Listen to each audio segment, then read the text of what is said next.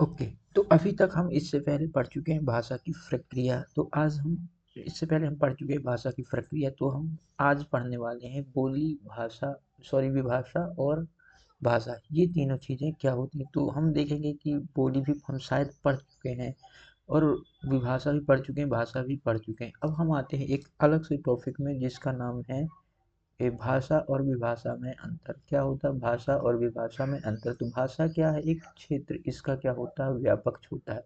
भाषा का क्षेत्र क्या होता है? व्यापक होता है। जबकि विभाषा का क्षेत्र क्या होता है? सीमित होता है। क्या होता है? सीमित होता है। कुल मिला के अगर भाषा बड़ा है तो विभाषा क्या होती है? छोटी होती है। ओके, भाषा क्या होती है? ग्रेटर देन विभाषा, है ना। विभाषा की तुलना में भाषा का एरिया क्या होता है? बड़ा होता है, जबकि विभाषा का एरिया क्या होता है? छोटा होता है। नेक्स्ट अगर हम लोग देखें तो नेक्स्ट में आता है हम लोगों का ये बोली, है ना। जो भाषा होती है बोली का पूर्ण विकसित रूप होता है। भाषा क्या होती है? बोली का पूर्ण विकसित रूप होता है। जबकि विभाषा क्या होता है? बोली का अर्ध विकसित रूप होता है। कैसा होता है? अर्ध विकसित रूप। यानी कि जहाँ पे भाषा क्या है? पूर्ण विकसित होती है और वहीं पे विभाषा क्या होती है? अर्ध विकसित होती है। यानी कि सबसे पहली जो चीज़ हम बोलते हैं अपने समाज एरिया में, तो उसे हम लोग क्या बोलते हैं? बोली। क्या हो बोलते हैं? बोली। वही थोड़ा धीरे धीरे डेवलप होकर क्या बन जाती है? विभाषा बन जाती है। क्या बन जाती है? विभाषा बन जाती है। अब वह आगे चलकर और ज़्यादा डेवलप हो जाती है तो वो क्या बन जाती है? भाषा बन जाती है। तो भाषा क्या है? एक प्रकार से विकसित रूप है या फिर मानक रूप भी बोल सकते हैं, जो सभी लोग फॉलो करते हैं, है ना। जबकि जो मानक रूप नहीं है, जिसका कोई ग्रामर नहीं है, या फिर हम लोग कहें इसमें थोड़ा बहुत साहित्यिक रचनाएं मिल जाती हैं, लेकिन बोली में आपको बहुत कम साहित्यिक रचनाएं मिलेंगी। जबकि यह प्रचलन में कुछ काव्य ऐसे होते हैं जो प्रचलन में जारी रहते हैं। उम्मीद है आपको समझ में आ गया होगा। अब देखो भाषा क्या होती है? साहित्य की प्रचुरता और महत्ता होती है। भाषा क्या होती है? साहित्य की प्रचुरता होती है, यानी कि भाषा में बहुत सारे साहित्य लिखे जाते हैं। जबकि विभाषा में साहित्य तो रहता है लेकिन उसका उतना महत्व नहीं होता है, यानी कि लेवल पे या फिर नेशनल या इंटरनेशनल लेवल पे इसका महत्व उतना ज़्यादा नहीं होता है। भाषा का प्रयोग राज्य कार्य में होता है। जो राज्य के कार्य हैं उसमें किसका प्रयोग किया जाता है? भाषा का प्रयोग किया जाता है। लेकिन जब विभाषा का प्रयोग केवल हम लोग साहित्य में करते हैं और आम बोलचाल की भाषा तक ही यह क्या रहता है? सीमित रहता है। यानी कि अगर सरकारी कामों में, ऑफिशियल कामों में हम कभी भी विभाषा का यूज नहीं करते। फॉर एग्जाम्पल ब्रजभाषा का हम लोग, जिसको हम लोग कह सकते हैं एक प्रकार से विभाषा है। कौन सी भाषा? ब्रजभाषा। ब्रजभाषा का यूज हम लोग ऑफिशियली नहीं करते हैं। जैसे भाषाओं में जैसे हिंदी, अंग्रेजी, और विभाषाओं में जैसे ब्रज और अवध, ये इसके क्या है? भाषा विभाषा के एग्जाम्पल। तो उम्मीद है आपको भाषा और विभाषा में अंतर समझ में आया होगा। नेक्स्ट अब हम लोग आगे बढ़ते हैं। भाषा विभाषा के बाद हम लोग आते हैं किस पे? बोली और भाषा में अंतर। अभी तक हम लोग भाषा विभाषा में अंतर पढ़ रहे थे। अब देखो बोली और भाषा में क्या अंतर होता है। बोली का क्षेत्र कुछ जिलों या ग्रामों तक सीमित होता है। पहले हमने देखा वो दो या दो से अधिक जिलों के बीच होती है तो उसे क्या बोलते हैं? विभाषा। जहाँ 3 से 4 जिले आ जाते हैं तो वहाँ पे क्या आ जाती है? विभाषा हो जाती है। यानी कि इसका एरिया भाषा की तुलना में बड़ा होता है। यदि एक जिले की बोली है तो उसको हम लोग बोलेंगे, ऐसी भाषा जो एक जिले के अंदर में आती है तो उसको क्या बोलेंगे? हम लोग जनरली बोली बोल देते हैं। और जो नेशनल लेवल पे फेमस है, साहित्यिक भाषा है, जो स्टैंडर्ड भाषा जिसका यूज हम लोग पढ़ाई स्कूल वगैरह में करते हैं, है ना, जिसमें बुक्स वगैरह पब्लिश होती हैं, हम लोग ऐसा कह सकते हैं, तो वो सारी चीज़ें किस में आती हैं? भाषा में आ जाती हैं। तो ये भाषा का क्षेत्र व्यापक होगा। इसके अलावा इसका क्षेत्र भाषा की तुलना में कम व्यापक होता है और जिले का क्षेत्र क्या होता है? सीमित होता है। क्लियर। बोली क्षेत्र विशेष में बोली जाती है। बोली क्या है? किसी एरिया में फेमस होती है, क्षेत्र विशेष में बोली जाती है, अतः विकसित नहीं होती है। कुल मिला के ये और भी अलग रीजन में नहीं बोली जाती, ना ही ये पढ़ी जाती है। भाषा बोली का पूर्ण विकसित रूप होता है। क्या होता है? भाषा बोली का पूर्ण विकसित रूप होता है। ओके। नेक्स्ट आते हैं बोली में साहित्य लेखन क्षेत्रीय होता है। अगर बोली में जो भी साहित्य लेखन होगा कैसा होता है? क्षेत्रीय होता है। यानी कि ये एक क्षेत्र में, एक जिले में फेमस होता है, इसके अलावा जिले से बाहर ही नहीं होता है। जबकि भाषा में साहित्य की प्रचुरता होती है ना। इसमें क्या है? अलग अलग प्रकार के साहित्य लिखे जा सकते हैं। बहुत ज़्यादा बड़े लेवल पर साहित्य लिखे जाते हैं भाषा में। फॉर एग्जाम्पल जैसे भाषा है हिंदी। हिंदी में देखो आपको बहुत सारे आपको साहित्य मिल जाएंगे, लेकिन हम लोग देखें अलग भाषा में, फॉर एग्जाम्पल ब्रज भाषा में हमें सीमित साहित्य मिलते हैं, अवधी भाषा में हमें सीमित ही साहित्य मिलते हैं। ओके, तो उम्मीद है आपको ये चीज़ें समझ में आई होंगी। बोली का प्रयोग राज्य कार्यों में कभी भी नहीं होता है। हम लोग देखेंगे किसी एक जिले में बोली जाती है तो राज्य कार्यों में इसका प्रयोग नहीं बोला होता है। तो होता किसका है, भाषा का प्रयोग होता है जिससे बड़े लेवल पे लोग जानते हैं। क्या करते हैं, जिसे बड़े लेवल पे जानते हैं, और इसका एक क्या होता है, स्टैंडर्ड होता है। क्लियर। तो मानक का मतलब यही है कि इसमें व्याकरण होती है, इसके नियम, अर्थ, ये सारी चीजें क्या होती हैं, फिक्स होती हैं। और ऐसी भाषा जिसके व्याकरण फिक्स होता है उसे मानक भाषा कहते हैं। और इसी भाषा का यूज होता है किसमें, राज्य कार्यों को करने में। बोली का व्याकरण सीमित नहीं हो, सीमित या नहीं होता, बोली का कोई व्याकरण नहीं होता है ना, सीमित होता है या फिर बहुत छोटा व्याकरण होता है, या फिर होता भी नहीं है। जबकि भाषा का व्याकरण कैसा होता है, सुव्यवस्थित और पूर्ण होता है। हम लोग जो हिंदी है, हिंदी के हम लोग क्या पूरा व्याकरण पढ़ते हैं। क्लियर। अब देखो बोलियों में, जैसे बोली में कौन कौन सी आ जाती, कन्नौजी, कुआउनी, मेवाती, ये सारी भाषाओं में आ जाएंगी, अंग्रेजी और हिंदी। तो आपको भाषा और बोली में भी डिफरेंस समझ में आया होगा। नेक्स्ट हम लोग आगे बढ़ते हैं, राजभाषा, है ना।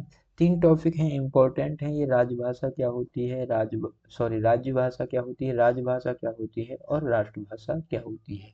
ओके, तो सबसे पहले हम लोग आते हैं किस पे, राजभाषा में, राज्य भाषा में। तो राज्य भाषा देखो, राज्य भाषा मतलब किसी प्रदेश की भाषा। अब देखो इंडिया के केस में हम लोग देखेंगे तो कितने 8 हैं, 28 क्या है, स्टेट हैं। तो हर स्टेट की अपनी खुद की क्या है, लैंग्वेज है, क्योंकि ये सारे स्टेट लैंग्वेज के बेसिस पर बनाए गए हैं। देखो किसी प्रदेश की राज्य सरकार द्वारा उस राज्य के अंतर्गत प्रशासनिक कार्यों को संपन्न करने के लिए जिस भाषा का प्रयोग किया जाता है उसे राज्य भाषा कहते हैं। कुल मिला के स्टेट में क्या होती है, गवर्नमेंट होती है जिसको हम लोग स्टेट गवर्नमेंट बोलते हैं। और स्टेट गवर्नमेंट की कोई एक लैंग्वेज होती है जिसको हम लोग ऑफिशियल लैंग्वेज बोलते हैं। क्या बोलते हैं, ऑफिशियल लैंग्वेज। या फिर हम लोग ऑफिशियल लैंग्वेज को ही हम लोग बोलेंगे, स्टेट की क्या होती है, ऑफिशियल लैंग्वेज होती है। और इसी लैंग्वेज का यूज किया जाता है किसमें, प्रशासनिक कार्यों को संपन्न कराने में। किसमें यूज किया जाता है, जो भी प्रशासनिक कार्य होते हैं उन प्रशासनिक कार्यों को संपन्न कराने में स्टेट की ऑफिशियल लैंग्वेज का यूज होते हैं। जैसे मध्य प्रदेश के केस में देखें तो मध्य प्रदेश की राज्य भाषा क्या है, हिंदी है। क्या है, राजभाषा हिंदी। हमारे यहाँ जो भी ऑफिशियल आदेश आते हैं किस में आते हैं, हिंदी में आते हैं। यह भाषा संपूर्ण प्रदेश के अधिकांश जन समुदाय द्वारा बोली व समझी जाती है। अब देखो हिंदी में मध्य प्रदेश के लगभग सभी वर्गों या फिर अधिक से ज़्यादा लोगों के द्वारा ये समझी जाती है और बोली भी जाती है। प्रशासनिक दृष्टि से संपूर्ण राज्य में सर्वत्र इस भाषा को महत्व प्राप्त रहता है ना। इस भाषा को किसी एक एरिया में, फॉर द एग्जाम्पल स्टेट में क्या होता है, महत्व प्राप्त होता है। नेक्स्ट हम लोग आते हैं राजभाषा। अब देखो वो था, पहला हमने पढ़ा था जो क्या था, राज्य भाषा। राज्य भाषा मतलब ये राज्य की भाषा, राज्य की भाषा यानी कि हर स्टेट की एक ऑफिशियल लैंग्वेज होती है और उसी को हम बोलते हैं राज्य भाषा। अब हम लोग पढ़ेंगे राजभाषा। राजभाषा इन द सेंस हमारे पूरे ऑल ओवर इंडिया की भाषा। अब देखो भारतीय संविधान में राज्यों के शासित प्रदेशों के लिए हिंदी के अतिरिक्त 21 अन्य भाषाएं राजभाषा स्वीकार की गई हैं। क्लियर। तो हमारे यहाँ राजभाषा देखा जाए तो कितनी है, 21 है जी, टोटल कितनी है, 22 है ना। कितनी राजभाषाएं हैं इंडिया के केस में, 22 राजभाषाएं हैं। अगर हम हिंदी को शामिल कर दिया जाए तो, अगर हिंदी को हटा दिया जाए तो 21 है। क्लियर। तो अब टोटल बोला जाए तो कितनी राजभाषाएं, 22 राजभाषाएं हैं। इंडिया में कितनी भाषाएं, राजभाषाएं, 22 राजभाषा। राज्यों की विधानसभा बहुमत के आधार पर किसी एक भाषा को चाहे तो एक से अधिक भाषाओं को अपने राज्य की राजभाषा घोषित कर सकती है। यानी कि भारत के केस में देखेंगे तो 22 ऐसी भाषाएं हैं जो राज्य भाषाएं हैं।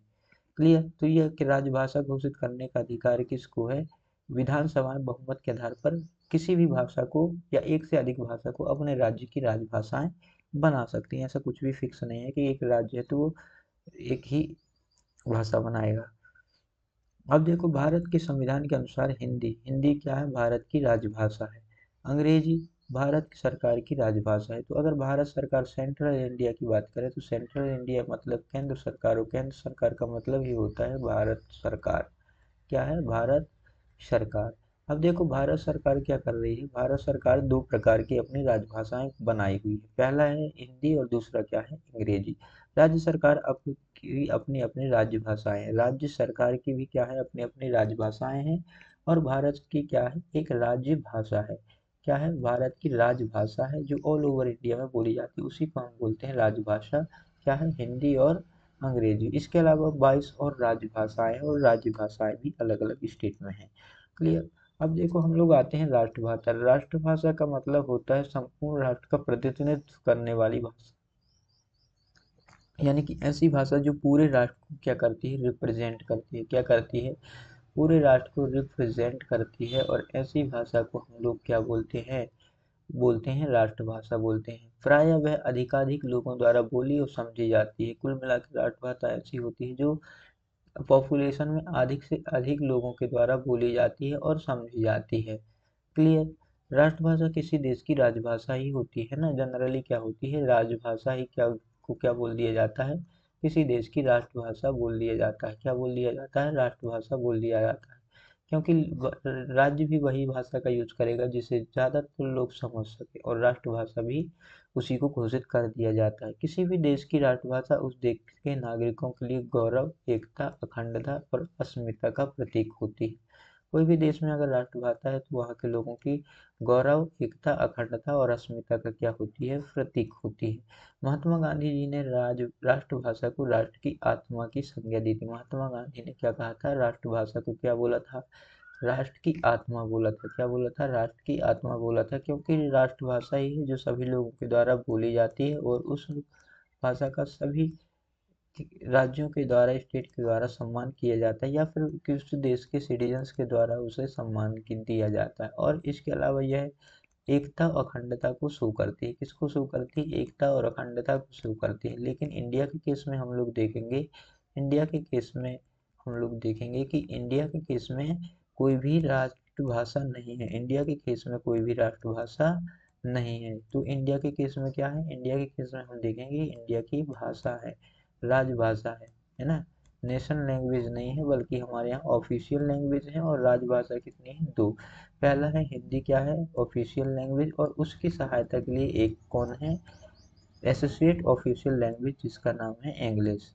तो उम्मीद है आपको समझ में आया होगा कि इंडिया की कोई भी राष्ट्रभाषा नहीं है। नेक्स्ट आते हैं, देखो अब आते हैं हम लोग मातृभाषा। मातृभाषा का मतलब क्या होता है, देखो मातृभाषा का मतलब क्या है, जन्म लेने के बाद मानव जो प्रथम भाषा सीखता है, यानी कि मानव जब जन्म लेता है, बच्चा जब जन्म लेता है, उसके बाद वह सबसे पहले जो भाषा सीखता है उसी को हम क्या बोलते हैं, मातृभाषा बोलते हैं। क्लियर। मातृभाषा किसी भी व्यक्ति की सामाजिक और भाषाई पहचान होती है। क्या होती है, सामाजिक और भाषाई पहचान होती है कि वह किस एरिया से बिलोंग करता है ना। मातृभाषा में अधिकांश रूप में क्षेत्रीय बोलियां शामिल होती हैं, यानी कि जितनी भी क्षेत्रीय बोलियां हैं, हम इन क्षेत्रीय बोलियों को मातृभाषा बोल सकते हैं, जो कि अलग अलग रीजन में अलग अलग होती हैं। क्लियर। जैसे कन्नौजी, ब्रजभाषा, हरियाणवी, मालवी, ये सारी क्या हैं, ये बोलियां भी हैं, प्लस ये क्या है, मातृभाषाएं हैं। अपने अपने रीजन की क्या है, बोलियां भी हैं, और ये क्या है, मातृभाषाएं हैं। उम्मीद है आपको समझ में आया होगा। नेक्स्ट हम लोग आगे बढ़ते हैं।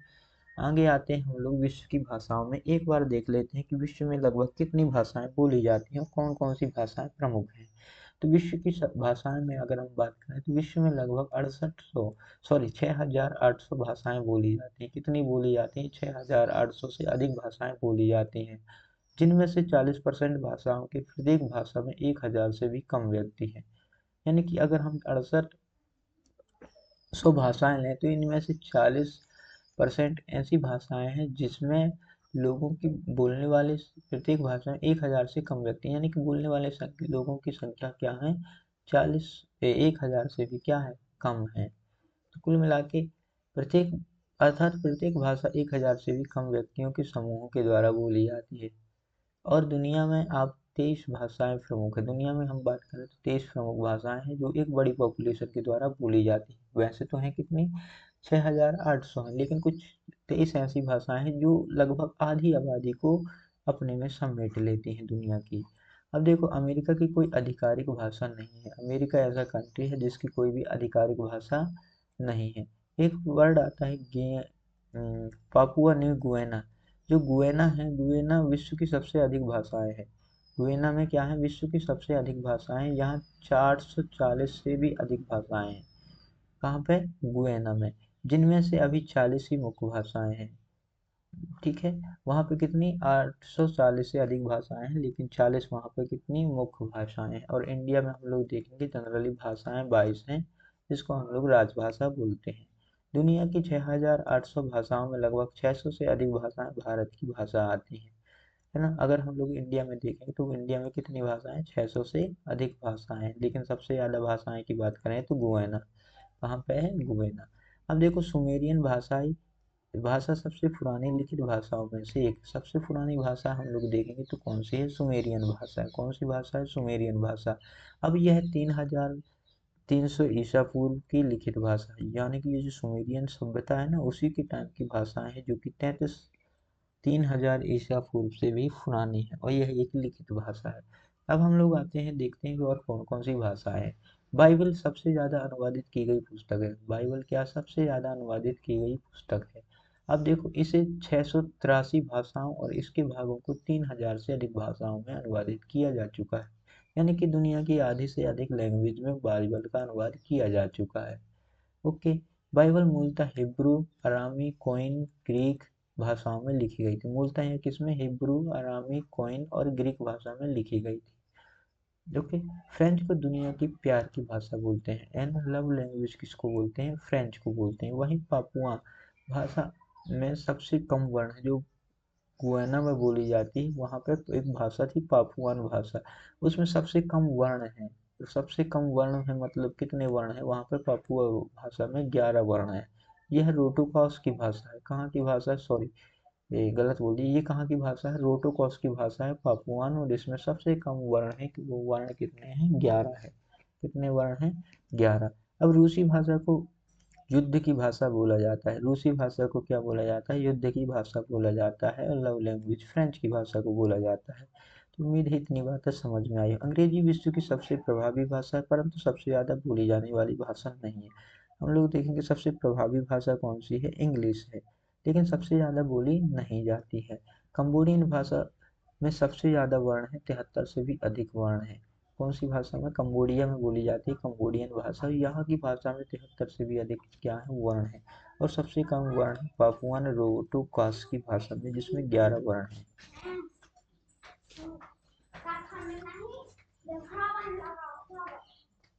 नेक्स्ट हम लोग आते हैं चीन की मंदारिन भाषा के बारे में। जो चीन की मंदारिन है, वर्ण के स्थान पर प्रतीकों का प्रयोग होता है। यहाँ पे ना वर्ण का यूज नहीं होता, वर्ण जैसी कोई चीज नहीं होती। यहाँ पे क्या होते हैं, प्रतीक का यूज होते हैं। किसका यूज होता है, प्रतीकों का यूज होते हैं। किसी भी वस्तु के लिए क्या किया जाता है, एक सिंबल बनाया जाता है और उसी का यूज होता है।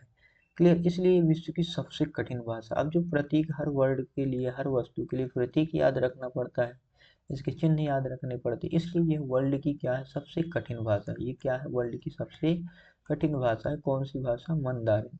अब देखो लोग कहते हैं कि वे लिखते नहीं हैं, चित्र बनाते हैं। मंदारिन भाषा में ऐसा लोग कहते हैं कि वे क्या करते हैं, लिखते नहीं, जनरली ऐसे डायग्राम बनाएंगे इस तरीके के, और हो जाती है उनकी भाषा। जिनमें से 3000 प्रतीकों का ज्ञान एक अखबार पढ़ने के लिए जरूरी है। अगर अब मंदारिन भाषा में लिखा गया अखबार है ना, तो आपको कितने, सॉरी, इस भाषा में लगभग 9000 प्रतीक हैं। अगर आपको कोई अखबार पढ़ना तो आपको 3000 प्रतीकों का ज्ञान होना चाहिए, यानी कि आपको अगर 3000 प्रतीक मालूम है और वो किस लिए यूज किए जाते हैं, तभी आप भाषा को पढ़ सकते हैं। छापाखाने या छपाई में प्रयुक्त पहली भाषा क्या है, जर्मन भाषा है। कौन सी, छपाई, छापाखाने में प्रयुक्त पहली भाषा कौन सी है, जर्मन भाषा है। अब छापाखाने में आपने गुटेनबर्ग का नाम सुना होगा। गुटेनबर्ग ने सबसे पहले जर्मनी में ही थे, और इन्होंने छापा छापे खाने का आविष्कार किया था। और पहली भाषा जिसमें छापा खाने में यूज की गई थी वो क्या थी, जर्मन थी। अंग्रेजी और फ्रेंच इंटरनेट की दुनिया में सबसे अग्रणी भाषा। कौन सी इंटरनेट की दुनिया में सबसे फेमस भाषा है, अंग्रेजी और फ्रेंच। इसी वजह से अंग्रेजी को कई देशों ने इसे अपने देश की आधिकारिक भाषा का दर्जा देना पड़ गया है ना। इंटरनेट में सबसे ज़्यादा यूज की जाती है अंग्रेजी और फ्रेंच। इस वजह से बहुत सारे देश ने क्या कर लिया, अपनी आधिकारिक भाषा किसको बना लिया है, फ्रेंच भाषा को बना लिया है। यदि यही हाल रहा तो आने वाले दशक में अंग्रेजी विश्व की लगभग सभी भाषाओं को खा जाएगी, है ना। कुल मिला के ये क्या कहना चाह रहे हैं, अगर यही हाल हुआ ना तो अंग्रेजी क्या करेगी, विश्व की अन्य भाषाओं को खा जाएगी। जैसे अफ्रीका महाद्वीप में अंग्रेजी एक प्रथम भाषा बन गई है। नाइजीरिया में 9 करोड़ लोग इंग्लिश बोलते हैं, जबकि ब्रिटेन में 6 करोड़ लोग। अब देखो अंग्रेजी तो ब्रिटेन की थी, लेकिन नाइजीरिया में कितने ब्रिटिश की आबादी से भी ज़्यादा लोग इंग्लिश बोलना शुरू कर दिए हैं। और यहाँ पे आप देखोगे अफ्रीका की एक देश है जिसका नाम क्या है, उसे ओके, अफ्रीका महाद्वीप की ही पूरी बात हो रही है, जहाँ पे लगभग क्या है, अंग्रेजी प्रथम भाषा बन गई है। अमेरिका में अंग्रेजी भाषा की 24 से अधिक बोलियां हैं। अंग्रेजी भाषा की कितनी बोलियां हैं अमेरिका में? 24 से अधिक बोलियां हैं। तो हम लोग देखेंगे कि अंग्रेजी क्या है, विश्व की सबसे प्रमुख भाषाओं में से एक है। भारतीय आर्य भाषा, नेक्स्ट आते हैं हम लोग क्या, भारतीय आर्य भाषा। अब देखो भारतीय आर्य भाषा समूह को केवल हम कालक्रम की दृष्टि से बांट सकते हैं, है ना। तो भारतीय आर्य भाषा को हम लोग कालक्रम की दृष्टि से अलग अलग भागों में डिवाइड कर सकते हैं। देखते हैं वो कौन कौन से भाग हैं। ओके, तो देखेंगे प्राचीन भारतीय भाषा आर्य भाषा हम 2000 ईसा से 500 ईसा पूर्व तक मानते हैं, जिसमें दो लैंग्वेज आ जाती है, एक वैदिक संस्कृत, दूसरा क्या होती है, लौकिक संस्कृत या फिर संस्कृत। अब देखो वैदिक संस्कृत 2000 ईसा पूर्व से 800 ईसा पूर्व और लौकिक संस्कृत 800 से 500 ईसा। अब नेक्स्ट आते हैं मध्यकालीन भारतीय आर्य भाषा। यह कब से कब तक होगी? यह 500 ईसा पूर्व से 1000 ईस्वी तक होती है। कब से होती है? 500 ईसा पूर्व से 1000 ईस्वी तक। अब इसमें बहुत सारी भाषाएं आ जाएंगी। जनरली हम तीन भाषा के बारे में पढ़ते हैं, एक है प्राली, एक है प्राकृत और एक है अपभ्रंश। और इसी अपभ्रंश से निकली हुई है आधुनिक भारतीय आर्य भाषा, यानी हम कह सकते हैं हिंदी। क्लियर?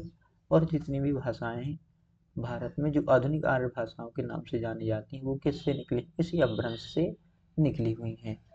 ओके, तो उम्मीद है आपको यहाँ तक समझ में आया होगा। नेक्स्ट आप हम लोग देखेंगे प्राचीन आर्य भाषा। प्राचीन आर्य भाषा को देखने से पहले एक बार